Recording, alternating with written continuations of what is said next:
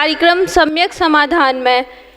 यह कार्यक्रम प्रतिदिन शाम 5:13 पर सिर्फ हमारे YouTube चैनल सुप्रभ उपाच पर प्रसारित होता है। सुप्रभ उपाच चैनल की प्रस्तुति ये जो कार्यक्रम है, यह कार्यक्रम आचार्य भगवान गुरुवर श्री विशुद्ध सागर महाराज जी के स्वर्णिम जन्म जयंती महोत्सव के उपलक्ष्य में प्रारंभ हुआ था और यह कार्यक्रम अल्प अवधि में ही अपने चरम सीमा में पहुंच गया है। आप सभी के मन में जो भी विकल्प हो, आप लोग अपने प्रश्न महाराज जी के समीप रखकर अपने प्रश्नों का समाधान कीजिए। नमोस्तु महाराज जी, नमोस्तु गुरुदेव। ओम नमः सिद्धेभ्य। नमो अरिहंताणं, नमो सिद्धाणं, नमो आयरीयणं, नमो अज्जायणं, नमो लोय साहणं। पंच परमेष्टि भगवान की, परम पूज्य आचार्य भगवंत गुरुवर विशुद्ध सागर जी मुनि महाराज की, परम पूज्य मुनि श्री सुप्रभ सागर जी महाराज की,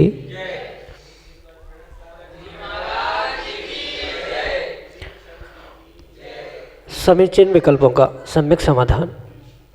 सम्यक ज्ञान की वह अनूठी विधा जिसके माध्यम से हम सभी प्रतिदिन अपने अनेकानेक समीचीन विकल्पों का सम्यक समाधान प्राप्त करके अपने ज्ञान को सम्यक की ओर ले जा रहे हैं, क्योंकि सम्यक ज्ञान ही उस शाश्वत सुख की प्राप्ति का एकमात्र उपाय है और वह ऐसा शाश्वत सुख की प्राप्ति का एकमात्र कार्यकारी उपाय समीचीन विकल्पों का सम्यक समाधान, जो कि हम सभी प्रतिदिन परम पूज्य आचार्य भगवंत गुरुवर विशुद्ध सागर जी महाराज के मंगल सुभाषित से, उन्हीं के सुयोग्य शिष्य परम पूज्य मुनि श्री सुप्रभ सागर जी महाराज के मुखारविंद से प्राप्त कर रहे हैं।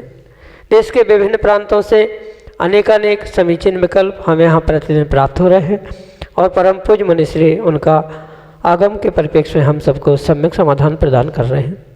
प्रारंभ करते हैं आज का सम्यक समाधान और आज का पहला विकल्प आष्टा मध्य प्रदेश से डॉक्टर मगन जैन, श्रीमती चंदा जैन, परम पूज्य मुनिश्री के चरणों में सपरिवार कोटि कोटि नमोस्तु निवेदित करते हुए अपना समीचीन विकल्प रख रहे हैं कि महाराज जी, जैन आगम में क्रोध का स्वरूप क्रमशः नगराजी, पृथ्वीराजी, बालुका राजी और उदक राजी सदस्य बताया गया है।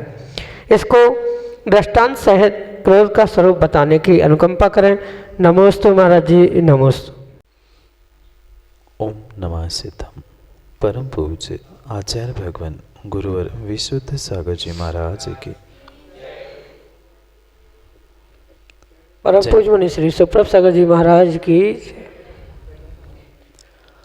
जैनागम में जो कसाय के 4 भेद बताए हैं, उन 4 प्रकार के 4 भेदों की अपेक्षा से कसाय के उस परिणमन को और उसके उन दृष्टांतों को भी समझने की आवश्यकता।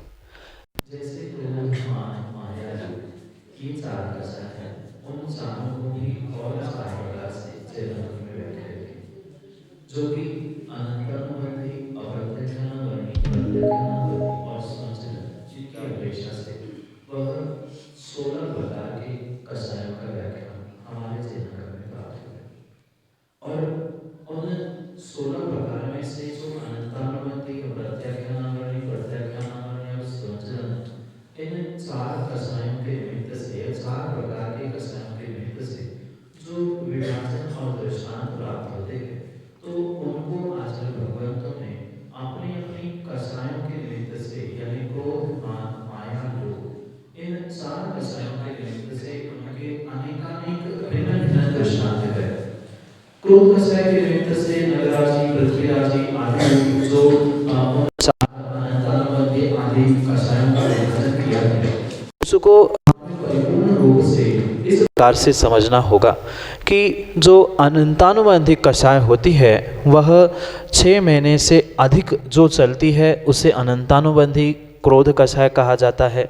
6 महीने से लेकर 15 दिन तक चलती है वह उस कषाय को अप्रत्याख्यानावरणी कहा। 15 दिन से अंतर मुहूर्त के पहले जिसका काल निर्धारित किया जा सकता है वह प्रत्याख्यानावरणी कहा, और अंतर मुहूर्त के भीतर जो समाप्त होती है, नष्ट होती है, ऐसे उस कषाय को स्वंजलन कषाय का।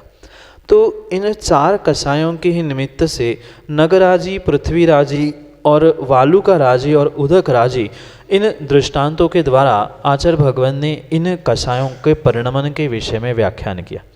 जैसे किसी बहुत बड़े पत्थर पर, चट्टान पर उत्कीर्ण की गई जो रेखा होती है, उस रेखा को मिटाने के लिए भी उतनी ही मेहनत लगती है जितने की रेखा बनने में मेहनत लग। पर उसी स्थान पर अगर किसी पृथ्वी में यानी मिट्टी में दरार पड़ गई है, कभी कभी देखने में आता है बहुत गर्मी के समय में खेतों में ज़मीन पर मिट्टी में दरार पड़ जाती है, और जैसे ही पानी गिरता है वह दरार बंद हो जाती। तो जैसे वह मिट्टी में दरार रूपी जो लकीर बनी है, वह लकीर को आचार्य भगवान पृथ्वीराजी के दृष्टांत में ग्रहण करते हैं, और वहीं पर जो पत्थर की रेखा थी, उस पत्थर की रेखा को जो कि टंकोत्कीर्ण होती है, टाँकी के द्वारा ठोक ठोक के बनाई जाती है, उसको सामान्य रूप से मिटाना संभव नहीं होता। ऐसा जो अनंतानुबंधी क्रोध कषाय का परिणमन है, उसको नगराजी यानी पत्थर पर खींची हुई लकीर के समान कहा गया। वही जो अप्रत्याख्यानावरणी कषाय के निमित्त से, अप्रत्याख्यानावरणी क्रोध के निमित्त से जो दरार रेखा जमीन पे बनती है यानी पृथ्वी पर, मिट्टी पर बनती है, ऐसे उस रेखा को पृथ्वीराजी कहा। वहीं पर जो वालुका पे यानी रेत पर खींची गई लकीर होती है, थोड़ी सी भी हवा चलती है, थोड़ी सी भी आंधी तूफान आता है, तो वह रेखा जो वालुका से बनी होती है, वह वालुका से बनी हुई रेखा उस हवा से भी पुनः मिट जाती है। इसलिए उसे प्रत्याख्यानावरणी का दृष्टांत समझाते हुए वालुका की रेखा कहा। और वहीं पर जो अंतिम स्वंजलन कषाय के परिणमन को दृष्टांत रूप से समझाते हुए उदधी राशि यानी उदधी यानी जल पर खींची गई लकीर, जैसे जल पर कोई लकीर खींचता है तो इधर से लकीर आगे बढ़ती है और पीछे की लकीर मिटती जाती है। स्वंजलन कषाय का यानी स्वंजलन क्रोध का परिणमन ऐसा ही होता है जो कि अंतर मुहूर्त में इधर से उदय में आते आते वह नष्ट भी हो जाता है। इसलिए इन समय सीमाओं को समझते हुए इन 4 कषायों के निमित्त से उनके परिणमन को दृष्टांकित करने के लिए इन 4 विषयों को ग्रहण किया है। पुनः संक्षेप से, पहली रेखा जो अनंतानुबंधी क्रोध को प्रदर्शित कर रही है उसे पत्थर की रेखा कहा। दूसरी रेखा जो अप्रत्याख्यानावरणी कषाय को इंगित कर रही थी उसको पृथ्वी की रेखा कहा, मिट्टी की, जो बहुत आसानी से तो नहीं पर सामान्य रूप से थोड़ी सी मेहनत पे ही मिट सकती है। तीसरी रेखा जो कि वालुका रेखा कहा, वो तो छोटे से हवा के झोंके से ही, पानी के बरसने से ही वो जो मिटती है, ऐसे उस रेखा को यानी तीसरी कषाय को उल्लेखित करते हुए आचार्य भगवान ने वहाँ वालुका रेखा यानी प्रत्याख्यानावरणी कषाय का दृष्टांत देते हुए कहा। और वहीं पर जो चौथी रेखा रूप दृष्टांत दिया गया वह उदधी यानी जल पर खींची गई रेखा जो कि स्वंजलन कषाय का प्रतीक है, ऐसे उस स्वंजलन कषाय को जो कि तुरंत ही नष्ट होती है, उदय में आते ही समाप्त होने लगती है, जिसका सबसे उत्कृष्ट काल या स्थिति अंतर मुहूर्त बताई गई है, ऐसे उन 4 कषायों के निमित्त से ये 4 दृष्टांतों के द्वारा उस क्रोध कषाय के परिणमन का व्याख्यान प्राप्त होता है।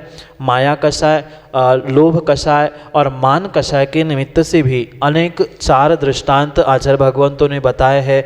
मेंढे के सींग, उस बांस की जड़ आदि उस माया कषाय के अंतर्गत ग्रहण किए हैं। ऐसे प्रत्येक दृष्टांतों के द्वारा अनंतानुबंधी, अप्रत्याख्यानावरणी, प्रत्याख्यानावरणी और स्वंजलन, इन 4 कषायों का परिणमन जैनागम में आचार्य भगवंतों ने बताया है। क्रोध के निमित्त से इन 4 का परिणमन और दृष्टांत के साथ आपको व्याख्यान मिला, यही आपके लिए सम्यक समाधान। श्रीमती अरुणा जैन, चांदाबेटा, मध्य प्रदेश से परम पूज्य मुनिश्री के चरणों में बारंबार नमोस्तु निवेदित करते हुए अपना समीचीन विकल्प रख रहे हैं कि महाराज जी, मुक्तागिरी सिद्ध क्षेत्र में शरद पूर्णिमा के दिन पुष्प वृष्टि होती है, तो क्या ऐसे अतिशय पंचम काल में होते हैं? हमारे समीचीन विकल्प का सम्यक समाधान करने की अनुकंपा करें। नमोस्तु महाराज जी, नमोस्तु। सिद्ध क्षेत्र मुक्तागिरी के निमित्त से जो शरद पूर्णिमा आदि के दिनों में जो अतिशय बताया जाता है, वह आँखों से और प्रत्यक्ष रूप से हमने अनुभव करने का और देखने का प्रयास किया। और वहाँ पहुंचकर जो बहुत सारे लोगों का ये कहना है, मानना है कि पुष्पवृष्टि होती है, चंदन की छींटे पड़ते हैं, चंदन का अभिषेक होता है, चंदन की बारिश आदि होती है, ये सब कुछ मात्र तथाकथित सुनी हुई बात है। इसका वास्तव में वास्तविकता से कोई भी लेना देना नहीं। पर ये भी परम सत्य है कि वहाँ जो मंदिर के सफ़ेद शिखरों पर, रास्तों पर पीले पीले धब्बे से दिखते हैं, वह किसी भी प्रकार से कोई पुष्पवृष्टि से हुए या चंदन के छींटे का अभिषेक या वर्षा आदि किंचित भी नहीं हुई है। वहाँ परिपूर्ण रूप से सत्यता को समझने की, पहचानने की आवश्यकता है। बहुत सारे पंचम काल के चमत्कार बिल्कुल ऐसे ही हो चुके हैं जिसका वास्तविकता से और आगम के परिप्रेक्ष्य में कोई भी उल्लेख नहीं मिलता है, जो कि विपरीत होने पर भी उन्हें चमत्कार के रूप में पंचम काल में स्वीकार किया जा रहा है। वह परिपूर्ण रूप से आगम के बाह्य ही उन जीवों की क्रिया है। जैसे वर्तमान में पंचम काल के चमत्कार के विषय में भी जो आपने प्रश्न पूछा है, पंचम काल में जो चमत्कार कहे गए हैं वे वास्तविकता में ऐसे पौद्गलिक चमत्कार किंचित भी नहीं है। पंचम काल में जो भी वर्तमान में भगवान का रात में अभिषेक होने की बात कहते हैं, पसीना निकलने की बात कह रहे हैं, आँखों से पानी आदि निकलने की बातों को जो चमत्कार कहा जा रहा है, वास्तव में वह चमत्कार नहीं है। अगर भद्रबाहु संहिता इस ग्रंथ को हम खोल के देखें तो इनका समाज पर और नगर पर क्या विपरीत परिणाम होने वाला है, उसका विशेष उल्लेख आपको उस भद्रबाहु संहिता में अवश्य ही प्राप्त होगा। क्योंकि भगवान को पसीना नहीं आता और फिर भी प्रतिमा को पसीना आते हुए देखने में आ रहा है। बिना समय पे जो अभिषेक की कल्पनाएं की जा रही है, ये सब कुछ आने वाली समाज या आने वाली देश पर जो विपरीत महामारी आदि का लक्षण होता है, उसको लोगों ने चमत्कार कहना प्रारंभ किया। एक तो प्राकृतिक नैसर्गिक कारणों से ये बहुत सारी आपदाएं, विपदाएं और घटनाएं घटती है जिनको कुछ जीवों ने चमत्कार के रूप में स्वीकार किया है। इसी की श्रृंखला में जो मुक्तागिरी सिद्ध क्षेत्र पर जो चंदन आदि के छींटों की कल्पना की जाती है, तो वे वास्तविकता में चंदन के छींटे नहीं हैं, अपितु वहाँ बहुत सारे मधुमक्खी के जो छत्ते लगे हैं। मधुमक्खियाँ जब भी उड़ती है तो मधुमक्खियाँ उड़ते समय कभी कभी वह 2 नंबर या अपनी विष्ठा को छोड़ते हुए उड़ते उड़ते उसने विष्ठा छोड़ दी, मल छोड़ दिया, और उनका मल भी सुगंधित होता है क्योंकि उनका भोजन ही उन फूलों के पराग मधु को कणों को ग्रहण करना है। इसलिए उन जो मलों का वह मधुमक्खियाँ विसर्जन करती है, उसका रंग भी लगभग वैसा ही पीला ऑरेंज कलर का होता है। अगर उसे सूंघने का भी प्रयास किया जाए तो वो भी लगभग मीठा स्वाद उस छींटों से आता है, क्योंकि उनका भोजन ही वैसा मधुर रस से युक्त होने के कारण से आगम के परिप्रेक्ष्य में ये किसी भी प्रकार से चमत्कार नहीं है। मधुमक्खियाँ जो हजारों की तादाद में उड़ती है और उन्होंने से 100-200 मधुमक्खियों ने अपना मल विसर्जन कर दिया, जो विष्ठा उन शिखरों पर, रास्तों पर गिरी, वह किसी भी प्रकार से चंदन की वर्षा, पुष्पों की वर्षा नहीं है। ये तो एक प्राकृतिक क्रिया है जिसको लोगों ने उन स्थानों की या कुछ स्थानों की विशेष वर्गणा या विशेषता बताने के लिए, अतिशय बताने के लिए चमत्कार के रूप में स्वीकार किया जाता है। पर वास्तविकता में ये पसीना झरना, असमय पे अभिषेक होना, ऐसे चमत्कार या पुष्पवृष्टि होना, ये गंधोदक वृष्टि, केसर बरसना आदि आदि कोई भी पंचम काल में चमत्कार नहीं होते। कुछ चमत्कार आगम के परिप्रेक्ष्य में होते भी है, पर उनको आगम के ही परिप्रेक्ष्य में समझने की आवश्यकता है, जिससे वर्तमान में बहुत हवा करके अतिशय करके चमत्कार बताए जा रहे हैं।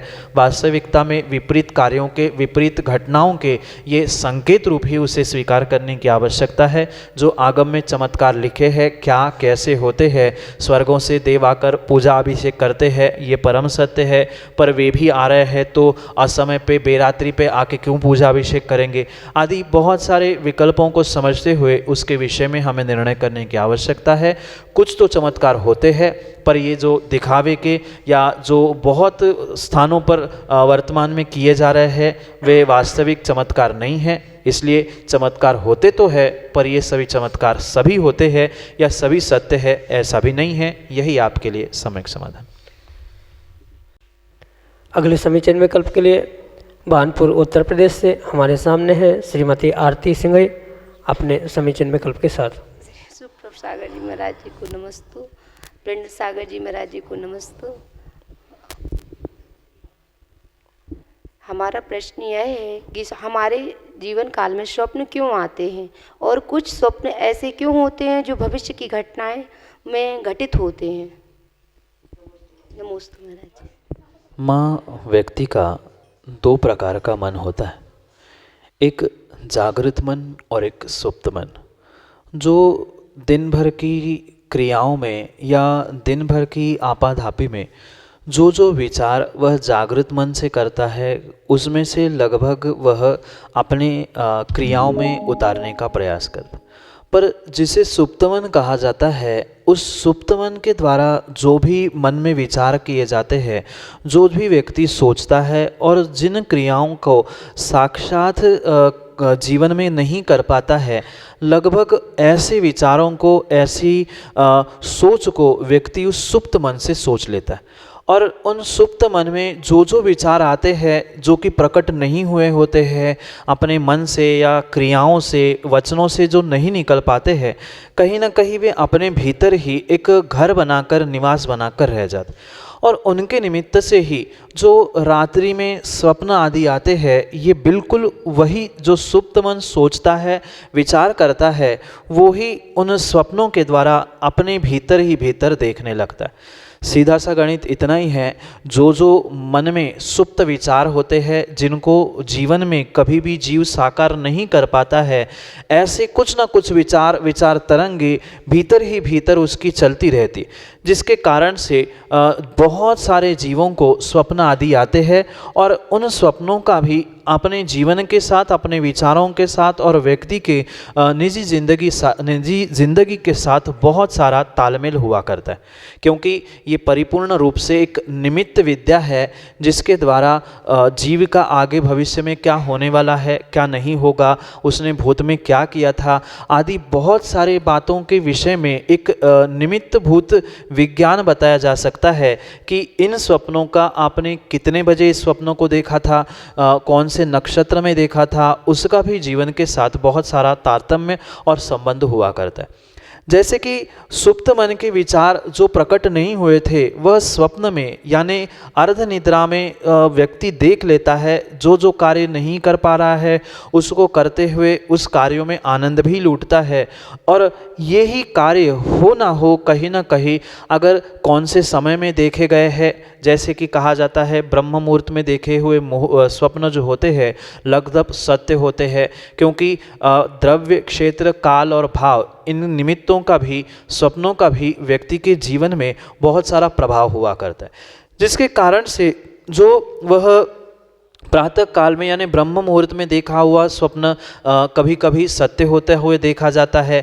इतना ही नहीं, उनका गणित आगम में बताते हुए आचार्य भगवान कहते हैं कुछ ऐसे नक्षत्र है, कुछ ऐसे वार है, जिन दिनों में नक्षत्र में स्वप्न देखने से 5 दिन में फलीभूत होते हैं, कुछ 6 महीने बाद फलीभूत होते हैं, कुछ कई वर्षों बाद फलित होते हैं।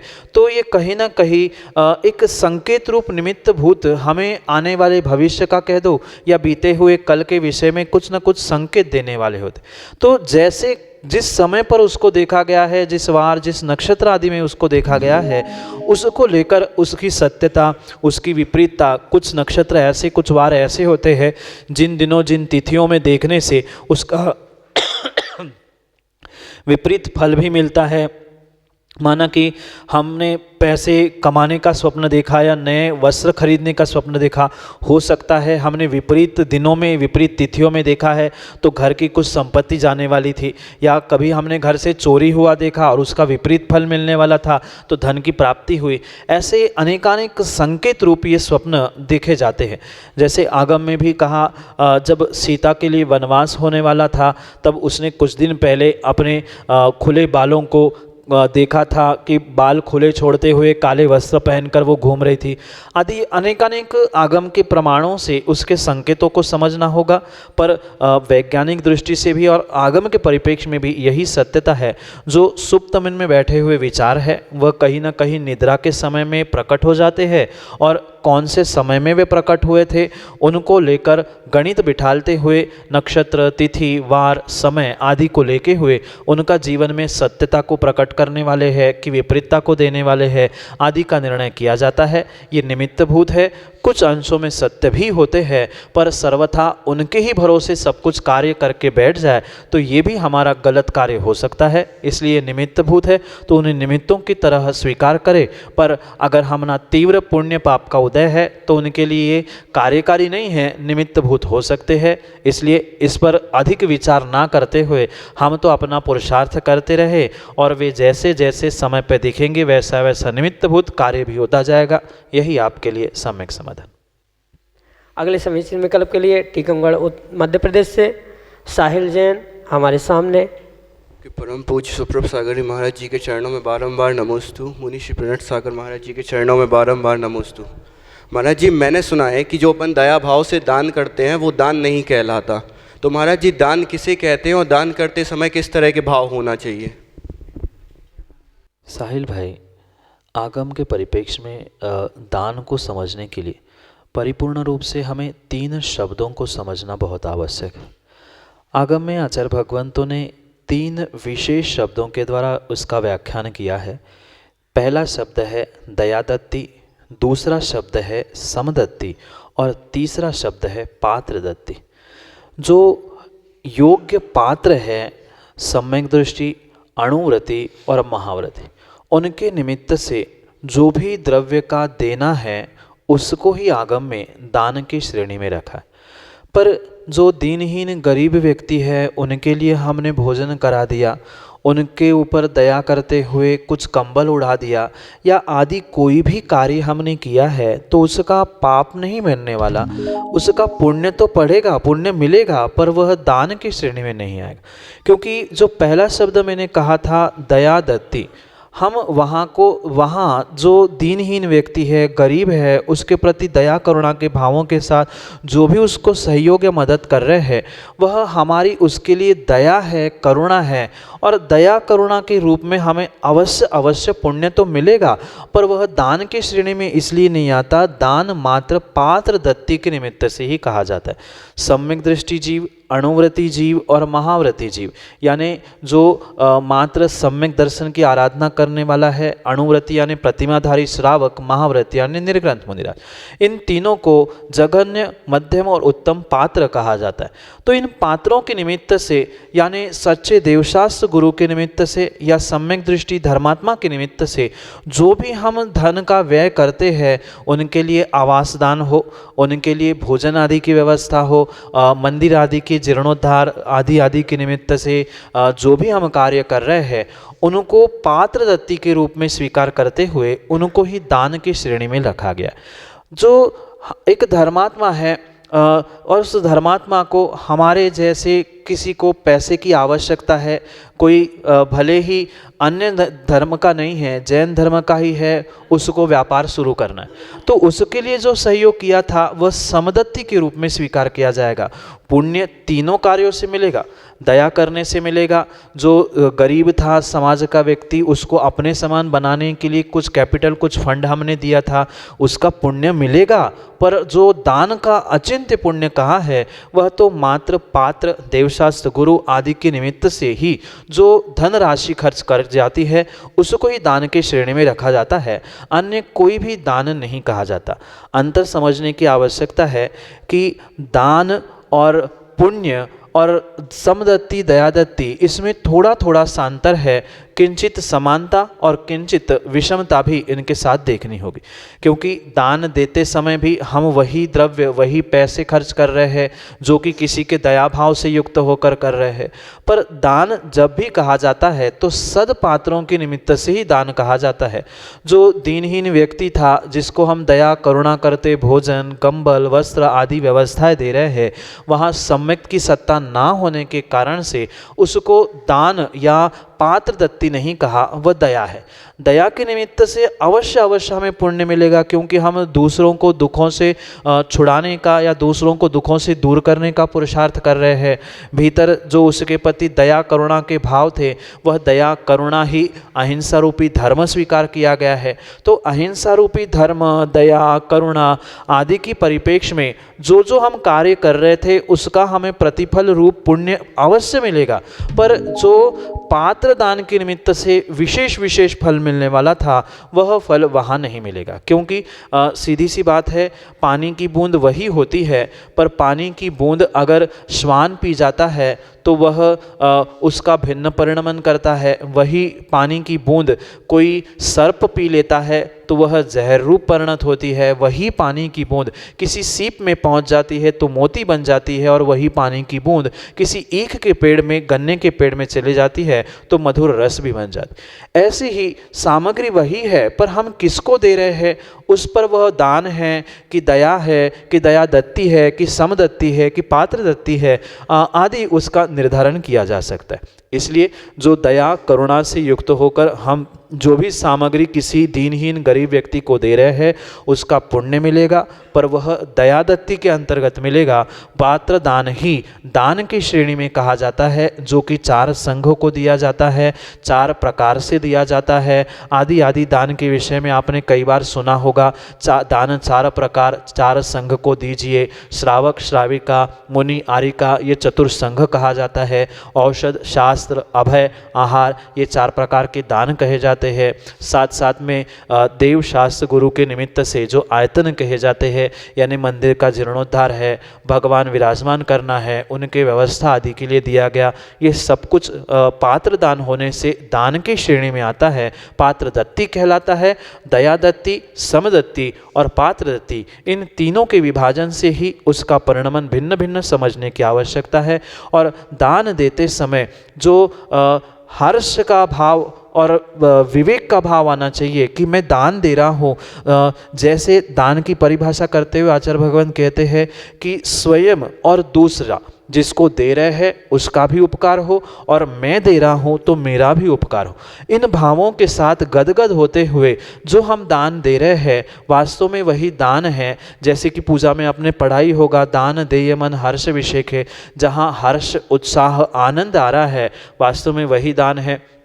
माना कि किसी ने बलात् ज़बरदस्ती करके तुमसे कहा नहीं इतना तुम्हें देना ही होगा, वह आप दे तो दोगे पर वह दान के श्रेणी में नहीं आएगा, वो छीनने के रूप में स्वीकार किया जाएगा।